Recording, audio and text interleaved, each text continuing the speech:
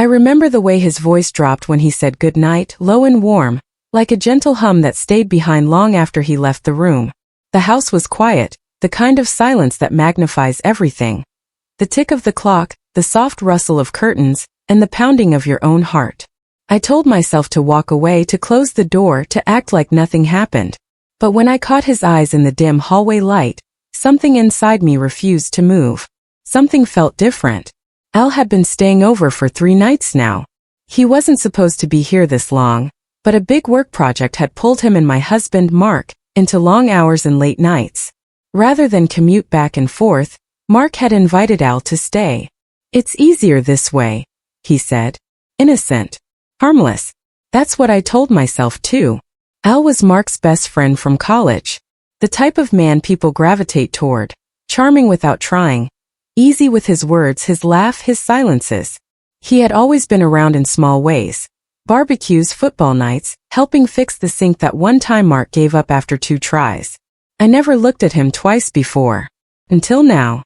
The first 2 nights I kept my distance. I made them dinner, sat at the far end of the couch, and avoided the hallway when he got out of the shower.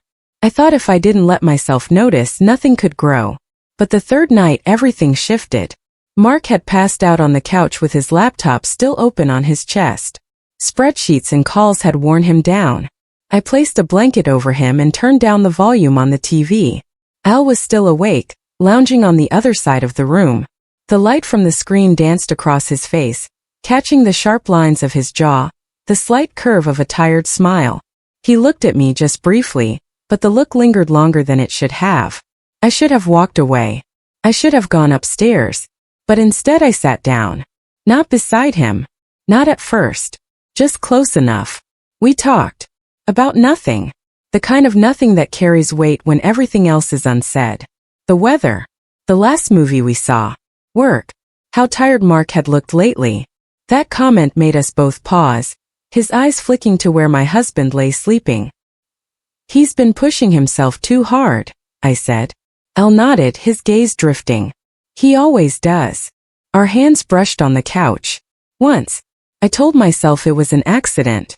But then it happened again. I didn't pull away. Neither did he. The air between us thickened. Every second stretched longer than it should. I became hyper-aware of everything. The way his fingers rested so close to mine. The warmth from his body just inches away. The slight hitch in his breathing.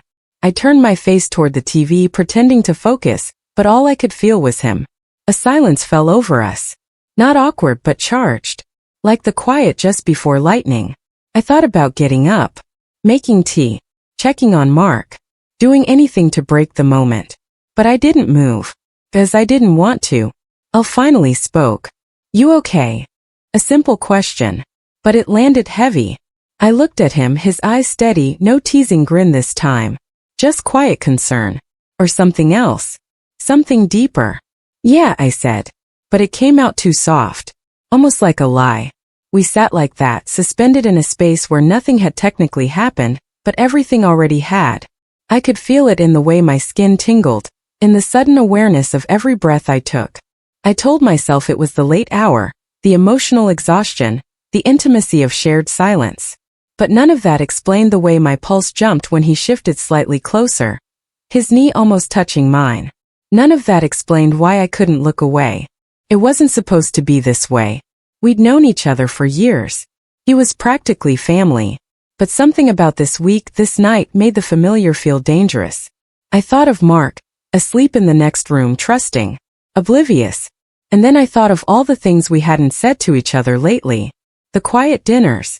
The missed kisses. The emotional distance that had crept in while we were both too tired to fight it. Was that why this moment felt so vivid? Was it loneliness? Curiosity? Or was it something we were both denying?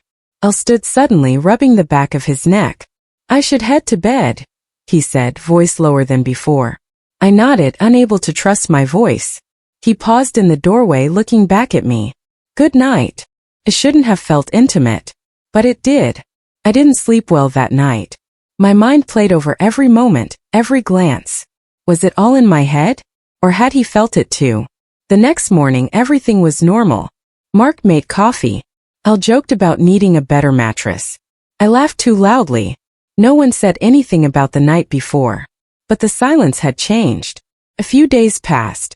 Al left, thanking us for letting him stay. Mark waved him off, promising to catch up soon.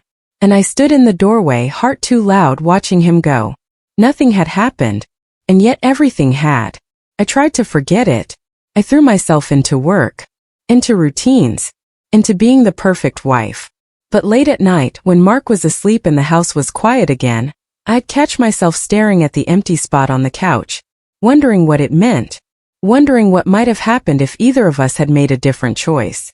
I never told Mark, not because I was hiding something, but because I didn't know how to explain a moment that lived entirely in silence and suggestion. A moment that was real and not real at the same time. And maybe that's what made it so powerful. Because the danger wasn't in what we did. It was in how close we came.